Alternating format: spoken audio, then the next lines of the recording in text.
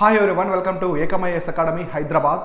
So మనం రోజు discuss చేసుకునే డైలీ కరెంట్ అఫైర్స్లో భాగంగా ఇవాళ డైలీ కరెంట్ అఫైర్స్ అంటే 20th October daily current affairs ఏమున్నాయి చూద్దాం. ఇవాళ అయితే కరెంట్ అఫైర్స్ చాలా మంచి ఇంపార్టెంట్ కాన్సెప్ట్స్ ఉన్నాయి. వాటి గురించి మనం స్లోగా నిదానంగా ప్రతి ఒక్కటి కూడా క్లారిటీగా డిస్కస్ చేసుకున్నాం. అందువని ఇవాళ వచ్చేసి ప్రిలిమ్స్ ప్రశ్నలు కూడా తీసుకోలేదు. ఈ కరెంట్ అఫైర్స్ గురించి క్లియర్గా మనం ఒక్కొక్కటి డిస్కస్ చేసుకుందాం.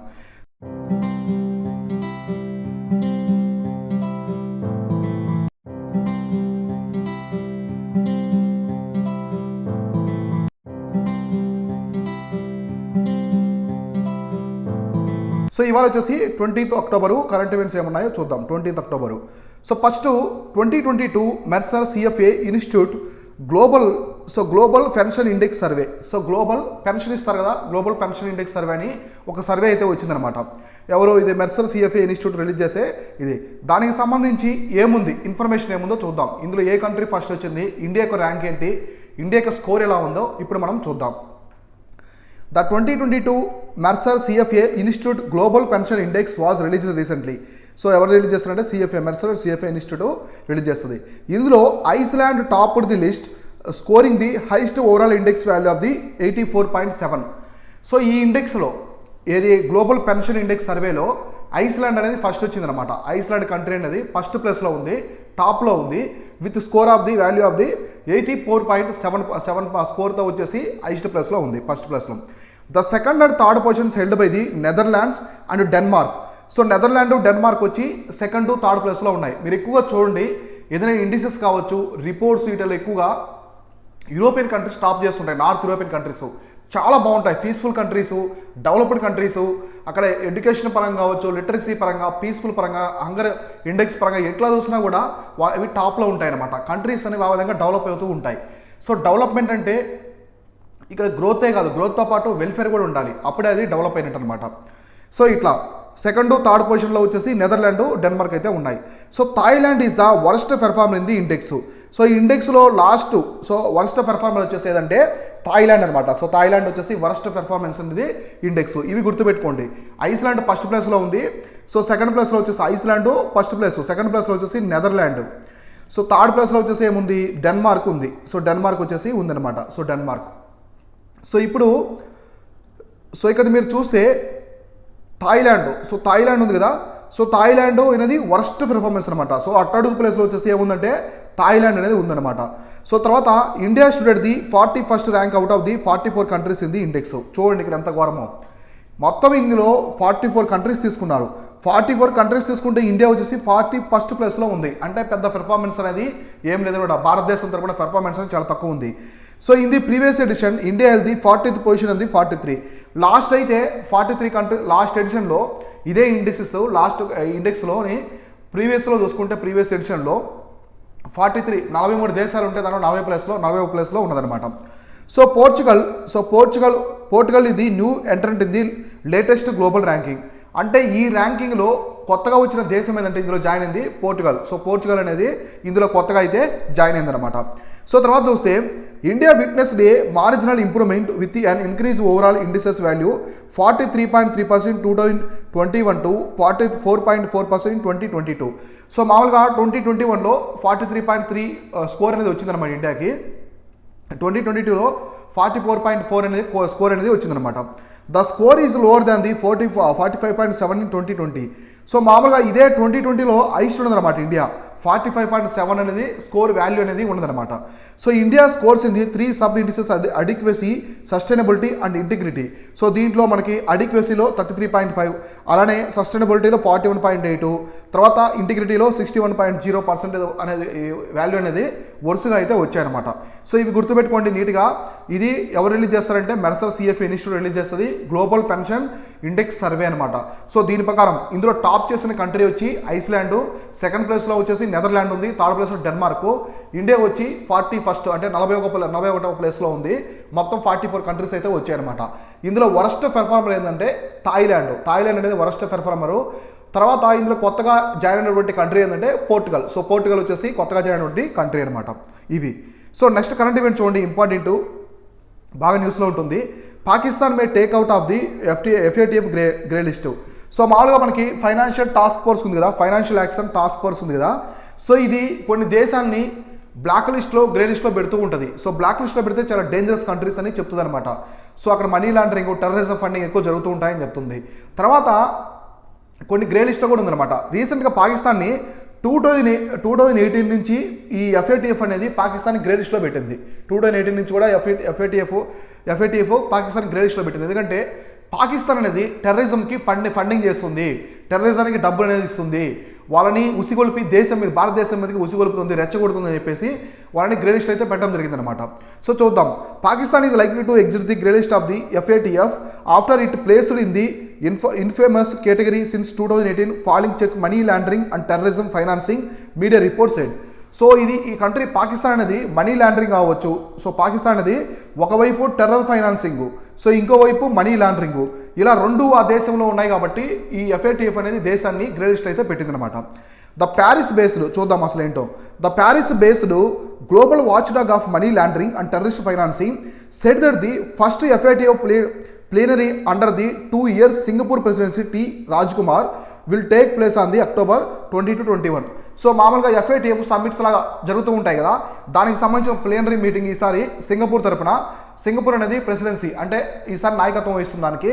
ఇక్కడ వచ్చేసి రాజకుమార్, సో టీ రాజకుమార్ వచ్చి సింగపూర్ సంబంధించినటువంటి మినిస్టర్ అనమాట. ఈయన దీన్ని ప్రెసిడెన్సీ చేస్తున్నారు. సో ఇంకా చూస్తే Pakistan was included in the increased monitoring list June 2018 for deficiencies in its legal, financial, regulatory, investigations, prosecution, judicial, non-government sector to fight money laundering and combat terror financing considered a serious threat to the global financing system. So ఇక్కడ ఏంటంటే మామూలుగా పాకిస్తాన్ ఎప్పటి నుంచో ఇది FATF grey లిస్ట్లో పెట్టిందనమాట. వీళ్ళు పాకిస్తాన్ వాళ్ళు ఏం చెప్తున్నారంటే, మేము 2018 నుంచి కూడా మనీ లాండరింగ్ మీద, టెర్రర్ ఫైనాన్స్ మీద, ఇటువంటి ఇల్లీగల్ థింగ్స్ మీద మేము ఎక్కువ యాక్షన్ తీసుకుంటున్నాము, ఇటువంటి మా దేశంలో లేకుండా కంప్లీట్గా తీసేస్తామని చెప్పేసి మేము ఎఫర్ట్ పెడుతున్నామని చెప్పారనమాట. సో దాని పరంగా పాకిస్తాన్ని గ్రే లిస్ట్ నుండి తీసేదానికి అవకాశం ఉందని చెప్పేసి మీడియా అయితే చెప్తుంది. సో ఇంకా గుర్తుపెట్టుకోండి, బ్లాక్ లిస్ట్ అని ఇంకోటి ఉంటుంది ఇందులో, బ్లాక్ లిస్టు.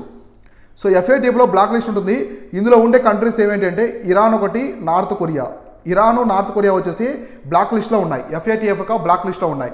సో FATF యొక్క హెడ్ క్వార్టర్స్ ఎక్కడ ఉందంటే మనకి ప్యారిస్ దగ్గర ఉంటుంది. సో ప్యారిస్లో మనకి ఆర్గనైజేషన్ ఎకనామిక్ కోఆపరేషన్ మనకు ఉంది, OECD ఉంది కదా, దీని హెడ్ క్వార్టర్స్ దగ్గరే ఉంటుంది అనమాట. ఇది ఒకటి గుర్తుపెట్టుకోండి. తర్వాత FATF గురించి చిన్న ఇన్ఫర్మేషన్ చూద్దాం. So financial action task force is the global money laundering and terrorist financing watch dog. So ఈ రెండుని గమనిస్తూ ఉంటుంది ఏది FATF. ఏంటంటే ఒకటి మనీ లాండరింగ్, గ్లోబల్ వైజ్ అన్ని దేశాల్లో గమనిస్తూ ఉంటుంది మనీ లాండరింగ్, అలాగే టెర్రర్ ఫైనాన్సింగ్. తర్వాత inter governmental body sets international standards that aim to prevent these illegal activities and the harm they cause to society. So ఇది అన్ని దేశాలకి ఒకేలా ఉంటాయి, దీని చట్టాలు అనేది అన్ని దేశాలకు ఒకేలా ఉంటాయి. మనీ లాండరింగ్, టెర్రర్ ఫైనాన్సింగ్ అనేది మేజర్ ఆబ్జెక్టివ్స్ అనమాట. A policy making body, the FATF works to generate the necessary political will to bring about the national legislative and regulatory reforms in these countries.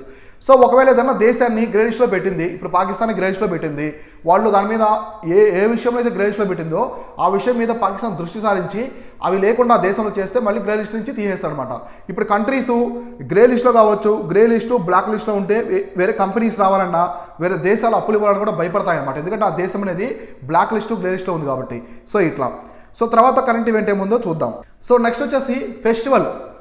Sarang అని ఒక festival ఉంది, the festival of India in Republic of Korea. So చాలామంది confuse అవుతుంటారు, Republic of Korea అంటే South Korea అని అర్థం, North Korea కాదు. North Korea అనేది రిపబ్లిక్ కాదు, మోనార్క్ది. సో రిపబ్లిక్ ఆఫ్ కొరియా అంటే South Korea, Republic of India, Republic of South Africa అంటుంటారు కదా, ఇట్లా. The 8th edition of the annual flagship cultural programme of embassy of India Seoul Sarang. మన embassy ఎక్కడ ఉంది? సౌత్ కొరియాలో, సియోల్ సిటీలో ఉంటుందన్నమాట. సో సౌత్ కొరియా క్యాపిటల్గా సియోల్ అక్కడ ఉంటుంది. ఇక్కడ సారంగ్ అనే ఒక ఫెస్టివల్ చేస్తారు, ఇది 8వ ఎడిషన్ అనమాట. The festival of India in Republic of Korea to held from the September 30 through October 14, 2022 in offline mode of the various locations across the country after 2 years hiatus due to the COVID-19 pandemic.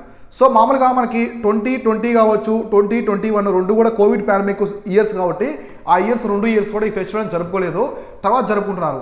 ఇది ఎక్కడ చేస్తారంటే ఈ Saranga festival వచ్చేసి embassy ఉంది కదా, Indian embassy ఉంది సియోల్లో, south కొరియాలో, అక్కడ చేస్తారనమాట. ఇది గుర్తుపెట్టుకోండి, చాలా ఇంపార్టెంట్. సారంగ ఫెస్టివల్ ఏ కంట్రీలో చేస్తారంటే సౌత్ కొరియాలో ఇండియన్ ఎంబసీ తరపున చేస్తారు. This is the festival of India.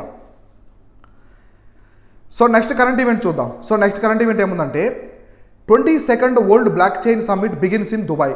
So blockchain technology అనేది రీసెంట్గా మనం చూస్తున్నాము, దూసుకుపోతుంది. మోడర్న్ వరల్డ్లో ప్రపంచంలో one of the fastest growing technology అనమాట. బ్లాక్ చైన్ టెక్నాలజీ ద్వారా చాలా జరుగుతున్నాయి. ఈ బ్లాక్ చైన్ టెక్నాలజీ క్రిప్టో కరెన్సీస్లో యూజ్ చేస్తున్నారు, ఇంకా కొన్నిటిలో యూజ్ చేసేందుకు ఉపయోగిస్తారు. మన ఇండియా కూడా నీతి ఆయోగ్ వీటిలో యూజ్ చేసుకోవాలని చెప్పి బ్లాక్ చైన్ టెక్నాలజీని చూస్తుంది అనమాట. So world blockchain summit in Dubai taking place on October 17 to 18, 2022 and Atlantis the palm. So Atlantis అనే ఒక ఏరియాలో ది పామ్ అనే ఏరియా ఉంటుంది, అక్కడైతే ఈ సమ్మిట్ అయితే దుబాయ్లో జరుపుతున్నారు. It is one of the most elite gathering of the global crypto and block chain eco system. So మీరు ఇక్కడ గుర్తుపెట్టుకోవాల్సింది, బ్లాక్ చైన్ సిస్టమ్ యొక్క ఫౌండర్ ఎవరు? సతోషి నకమాటో. సో సతోషి నకమాటో అనే వ్యక్తి father of the block chain అనమాట. ఈ బ్లాక్ చైన్ టెక్నాలజీ తీసుకొచ్చిన వ్యక్తి వచ్చేసి సతోషి నకమాటో. ఈయన వచ్చేసి జపాన్కి సంబంధించిన వ్యక్తి అనమాట. సో జపాన్కి సంబంధించిన వ్యక్తి సతోషి నకమాటో అనే వ్యక్తి మొట్టమొదటిసారి ఈ బ్లాక్ చైన్ టెక్నాలజీ తీసుకొచ్చారు. దీనికి ఈ క్రిప్టో కరెన్సీస్ ఉన్నాయి కదా, ఈ బ్లాక్ చైన్ టెక్నాలజీ ద్వారా వర్క్ అవుతూ ఉంటాయి అనమాట. వీటికి ఎలాంటి ఆర్గనైజేషన్ ఉండదు. ఇప్పుడు మనకి డిజిటల్ కరెన్సీ కావచ్చు, రూపీ అంటే కూడా రిజర్వ్ బ్యాంక్ అనేది హెడ్ అనమాట. కానీ ఇక్కడ ఉండదు. ఇవన్నీ కూడా end to end peer systems. అంటే ఇప్పుడు నేను ట్రేడింగ్ చేశాను, నేను అమ్ముతాను, ఇంకోరికి కొంటారు, ఇట్లా ఎటువంటి ఆర్గనైజేషన్ ఏదో ఉండదు అనమాట. సో డీసెంట్రలైజేషన్ ఇట్లా ఉంటాయి కదా అట్లా. సో ఇట్ ఈ విధంగా the 22nd global edition in world blockchain summit will bring together some of the world's leading crypto influencers, policy makers, key government delegates, media, family officers, HNIs, other curate investors among others to foster the cryptocurrency blockchain across the globe. So వీళ్ళ యొక్క main objective ఏంటంటే crypto కరెన్సీని develop చేయడం. So crypto కరెన్సీని develop చేయాలి, next blockchain టెక్నాలజీని, so blockchain టెక్నాలజీని కూడా డెవలప్ చేయాలనే ఉద్దేశంతో ఈ మీటింగ్ అనేది జరుగుతుందన్నమాట.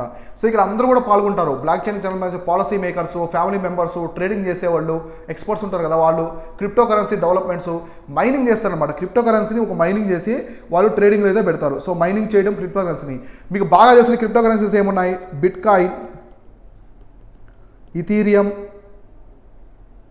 రిప్పల్, డోజికాయిన్, షినోబి. సో ఇవన్నీ కూడా పాలిమాగ్నెట్, ఇవన్నీ కూడా మేజర్ క్రిప్టో కరెన్సీస్ అనమాట. గుర్తుపెట్టుకోండి, న్యూస్లో ఉన్నాయి, ఎక్కువగా అడుగుతూ ఉంటారు. 3 క్రిప్టో కరెన్సీస్ ఇచ్చి ఇవి ఏంటివి, న్యూస్లో ఉన్నాయి, ఇవి ఏంటివి అని అడుగుతారు. ఆప్షన్స్లో చాలా ఇస్తారు. Missiles, crypto currencies, new plant species, ఇట్లా ఏదో ఎనిమల్స్ అట్లా ఇస్తారు. కాబట్టి గుర్తుపెట్టుకోండి. సో ఇవి బాగా న్యూస్లో ఉన్నాయి క్రిప్టో కరెన్సీ సంబంధించినవి. సో ఇండియా అనేది క్రిప్టో కరెన్సీస్ని బ్యాన్ చేయలేదు, కాకపోతే 30% వరకు ట్యాక్స్ అనేది ఇస్తుంది అనమాట దాని మీద వచ్చే అసెట్ వల్ల. సో అదొకటి గుర్తుపెట్టుకోండి. క్రిప్టో కరెన్సీ ట్రేడ్ చేయడం అనేది చాలా డేంజరస్ థింగ్. దాని మీద అవగాహన లేకుండా దాంట్లోనికి వెళ్ళకూడదు అనమాట. సో తర్వాత కరెంట్ ఈవెంట్ చూడండి. తర్వాత ఏమి ఇచ్చారంటే union cabinet approves MSP hike for all mandatory rabi crops. So all mandatory rabi crops ఉన్నాయి కదా, మనకి సీజన్స్ ఉంటాయి అనమాట. 3 సీజన్స్ ఉంటాయి. ఖరీఫ్ సీజను, రబీ సీజను, తర్వాత మనకి ఏమంటే జైద్ అనేది రబీకి ఖరీఫ్ అనేది చిన్న సీజన్ అనమాట, సమ్మర్లో ఉంటుంది. మీకు ఖరీఫ్ క్రాప్స్ తెలుసు, రబీ క్రాప్స్ తెలుసు, అలాగే జైద్ క్రాప్స్ తెలుసు కదా. మనకి ఖరీఫ్ క్రాప్లో ఇంపార్టెంట్ ఏముంటాయి? రైస్, కాటన్ ఉంటుంది. అలాగే మనకి ఖరీఫ్లో, రబీలో వచ్చి ఇంపార్టెంట్ వచ్చేసి మనకి ఎస్పెషల్లీ వీట్ అనమాట. అంటే వింటర్ టైంలో ఉంటాయి. వీట్ అనేది చాలా ఇంపార్టెంట్ రబీ క్రాపు. తర్వాత మనకి జైద్ సీజన్లో చూసుకుంటే cucumber, water melon, Musk melon ఇవన్నీ ఉంటాయి కదా, అవి మనకి సమ్మర్ సీజన్లో వస్తూ ఉంటాయి. సో ఇప్పుడు యూనియన్ క్యాబినెట్ ఏం చేస్తుందంటే MSPని హైక్ చేస్తుంది అనమాట. అన్ని రబీ క్రాప్స్కి, ఆల్ మ్యాండేటరీ రబీ క్రాప్స్ చేస్తుంది. So union cabinet approves increase in the MSP for all rabi crops for the marketing season of 2023 to 24. The highest increase has been cleared for lentils with a hike of 500 rupees per quintal. So మొత్తం క్వింటాల్కి వచ్చేసి 500 rupees అనేది increase చేస్తుందన్నమాట lentils మొత్తానికి. The MSP on wheat has been hiked by 110 rupees and the barley by 100 rupees. ఇక్కడ చూడండి, wheat 2 crops ఇచ్చారు. Wheat కావచ్చు, barley, 2 కూడా మనకి రబీ క్రాప్స్ అనమాట. So 100 rupees. సో వీటికి వచ్చేసి 110 రూపీసు క్వింటాల్కి పెంచుతున్నారు. అలానే బార్లీకి వచ్చేసి 100 రూపీస్ అనేది పెంచుతున్నారు. ఇవన్నీ కూడా గుర్తుపెట్టుకోండి, చాలా చాలా ఇంపార్టెంట్. సో ఆల్కహాలిక్ బెవరేజ్ ఉంది కదా, బీర్స్. సో బీర్ అనేది ఎక్కువగా వీటి నుంచి తయారు చేస్తారు, బార్లీ నుంచే తయారు చేస్తారు అనమాట. సో వీటి నుంచి మనకి బిస్కట్స్ కావచ్చు, బ్రెడ్, ఇలా చాలా రకాలు అనేది చేస్తూ ఉంటారు. సో చపాతీ కావచ్చు, మనకి నార్త్ ఇండియా మొత్తం స్టాపుల్ ఫుడ్ ఎక్కువగా మనకి రోటీ ఏవి తింటుంటారు కదా, ఎక్కువ వీట్ అనమాట. సో మీరు చేయాల్సిందల్లా కూడా ఖరీఫ్, రబీ అండ్ జైద్ 3 సీజన్స్ ఉన్నాయి కదా, వీటికి సంబంధించిన క్రాప్స్ ఏముంటాయి ఒక లిస్ట్ అవుట్ చేసి పెట్టుకోండి. ఖరీఫ్ అంటే ఎప్పటి నుంచి ఎప్పటి వరకు ఉంటుంది, జూన్ నుంచి సెప్టెంబర్ వరకు ఉంటుందా. సో మనకి ఎగ్జాక్ట్గా మాన్సూన్స్ ఉన్నాయి కదా, మాన్సూన్స్ బట్టే ఇవి ఉంటాయన్నమాట. తర్వాత వింటర్ టైంలో ఈ వీటి ఉంది కదా, వింటర్ టైంలో వీటికి వెస్టర్న్ డిస్టర్బెన్సెస్ అని మెడిటేరియన్ సముద్రం నుంచి వస్తాయన్నమాట. మెడిటేరియన్ సీ నుంచి మధ్య సముద్రం నుంచి వస్తాయి. అవేంటంటే వింటర్ టైంలో రెయిన్స్ వస్తాయన్నమాట, వర్షాలు వస్తాయి. అక్కడి నుంచి ఆఫ్ఘనిస్తాన్ పాకిస్తాన్ మీద ఇండియాకి వస్తాయన్నమాట. సో ఇండియాలో మన వర్షం పడుతుంది ఫిబ్రవరిలో, ఇది వీటికి చాలా వరకు హెల్ప్ అవుతుంది. సో ఇట్లాంటివి చూసుకోండి. సో తర్వాత ఇంపార్టెంట్ కరెంట్ ఈవెంట్ ఏముందంటే సో కతి బిహు. సో మీకు తెలుసు కదా బిహు ఫెస్టివల్ అంటేనే మీకు గుర్తురావాల్సింది Assam state Bihu festival. So the Kati Bihu is a auspicious festival of Assam which is harvest festival. ఇట్లాంటి ఇంపార్టెంట్ స్టేట్మెంట్లో అడుగుతారు. సో ఇప్పుడు బిహు అనేది ఒక ఫెస్టివల్, అస్సాంలో ఫెస్టివల్ కాకపోతే ఏంటంటే హార్వెస్ట్ ఫెస్టివల్. సో మనకి సంక్రాంతిని జరుపుకుంటాం ఆంధ్రప్రదేశ్లో. సో తర్వాత ఇంకా లోహ్రీ అని చెప్పేసి నార్త్ ఇండియాలో జరుపుకుంటారు. ఇవన్నీ కూడా హార్వెస్ట్ ఫెస్టివల్స్ అనమాట, వింటర్ టైంలో అట్లా. It is celebrated on the 18th October 2022. The day is marked on the first day of the Kanti, so Kati month according to the Assami calendar. So Assami calendar ప్రకారము అది వచ్చేసి first day of the Kati month, Kati నెలలో first day కాబట్టి జరుపుకుంటారు. The Kati Bihu generally falls the October and every day. So ఇది అక్టోబర్లో వస్తుందన్నమాట, అక్టోబర్లో వస్తుంది ఇది. The Kati Bihu is also known as Kongali Bihu. దీన్నే కొంగాలి బిహు ఫెస్టివల్ కూడా పిలుస్తారు. Which marks the crucial phase of the farmers in life in Assam. So ఇది రైతులకి చాలా ఇంపార్టెంట్ ఫెస్టివల్ అనమాట, వాళ్ళ జీవితంలో ఇంపార్టెంట్ ఫెస్టివల్. సో తర్వాత it marks the press start of the harvest season and the relocation of the rice saplings. అంటే harvest అనమాట, దిగుబడి. మన పంట కోతకొచ్చిన తర్వాత ధాన్యం అన్నీ వచ్చి మనం ఇంటికి తీసుకొచ్చుకుంటాం కదా, ఇంటికి తీసుకొచ్చిన తర్వాత ధాన్యం మొత్తం కూడా ఫెస్టివల్ జరుపుకుంటారు. సో ఇట్లా మనం దేవుడికి పెట్టుకుంటాం కదా, సో దేవుడికి పెట్టుకున్న తర్వాత మనము జరుపుకుంటాం మన పంట దిగుబడి అంతా ఇంటికి వచ్చిన తర్వాత. సో రైతుల్లో ఇది it's one of the most emotional thing అనమాట. సో రైతులు పంట దిగుబడి వచ్చిన తర్వాత మొట్టమొదటిసారి వాళ్ళు 1 కిలో రైస్ అలా తీసి దేవుడికి పెట్టుకుంటారు. కొందరు పొలం దగ్గర పెట్టుకుంటారు, ఒక చిన్న బొమ్మలా పెట్టుకుని దేవుణ్ణి. సో కొందరు ఇంటికి వచ్చిన తర్వాత ఫెస్టివల్ కూడా చేసుకుంటారు అనమాట, ఇలా నైవేద్యంలో చేసుకుని పెట్టుకుంటారు. సో మనం చూస్తుంటాం కదా పొంగల్ ఫెస్టివల్ అంటాం తమిళనాడులో, సో ఆంధ్రప్రదేశ్లో సంక్రాంతి అంటాం, ఇట్లా మకర సంక్రాంతి అంటాం కదా, అవన్నమాట. సో తర్వాత సో మీరు మూవీ చూస్తారు కదా, భరత్ అని నేను మూవీ చూస్తారు కదా మహేష్ బాబుది, అందులో ఆయన సీఎంగా ఉన్నప్పుడు సో రైతుల దగ్గరికి వెళ్ళినప్పుడు మనకి మీరు శంకర్ సినిమా ఉంది కదా, సో మామూలుగా ఒకే ఒక్కడు మూవీ ఉంది కదా, అర్జున్ మూవీ ఒకే ఒక్కడు మూవీ ఉంది, ఆయన కూడా అందులో సీఎంగా ఉంటాడు, 1 డే సీఎం. అప్పుడు రైతులందరూ కూడా పండించిన ధాన్యంలో మొట్టమొదటి ధాన్యాన్ని అర్జున్కి ఇస్తారు, అర్జున్ సర్జాకి ఇస్తారు. ఎందుకంటే సో మీరు దేవుడికి ఇవ్వాలి కదంటే మీరే మాకు దేవుడు అని చెప్తారు అనమాట. అట్లా రైతులు ఫస్ట్ సారి వచ్చిన పంటలో కొంత భాగాన్ని సో కిలో పాడి అట్లా తీస్తారనమాట. అప్పుడు ఫెస్టివల్ అని జరుపుకుంటారు. అవే హార్వెస్ట్ ఫెస్టివల్స్ అంటే. హార్వెస్ట్ అంటే పంట అంతా దిగుబడి వచ్చిన తర్వాత జరుపుకుంటారు. సో ఇదొకటి. So next important current event ఏంటంటే geographical indication tag sought from the Nihonshu from Japan. So Nihonshu అనేది ఏంటంటే ఒక ఆల్కాలిక్ బెవరేజ్ అనమాట, జపాన్ నుంచి ఉండే ఒక ఆల్కాలిక్ బెవరేజ్. దీనికి జిఐ ట్యాగ్ అయితే అడుగుతున్నారు. This is the first time A product from the Japan has filed for the GI tag in geographical registry in Chennai. So it's very very important thing. చూడండి, India తరపున మొట్టమొదటి Japan product అనమాట, ఇది first Japan product in India. ఏది GI tag apply చేయడం అనమాట, నియోన్షు అని. మనకి జిఐ యొక్క రిజిస్టర్ ఎక్కడ ఉంది, చెన్నైలో ఉంటుంది. తమిళనాడు రాష్ట్రం యొక్క క్యాపిటల్ ఉంది కదా, చెన్నైలో ఉంటుంది. The embassy of Japan New Delhi has filed application seeking a geographical indication for Nihonshu Japanese sake. It is alcoholic beverage. It is lent that the first time the product from Japan has filed a GI tag in geographic indication here. అంటే ఒక ఇండియాలో ఒక Japan project, so ఒక Japan ఒక product ఇండియాలో GI tag apply చేయడం ఇదే మొట్టమొదటి ప్రాజెక్ట్ అనమాట. గుర్తుపెట్టుకోండి, నియోన్షు అడుగుతారు.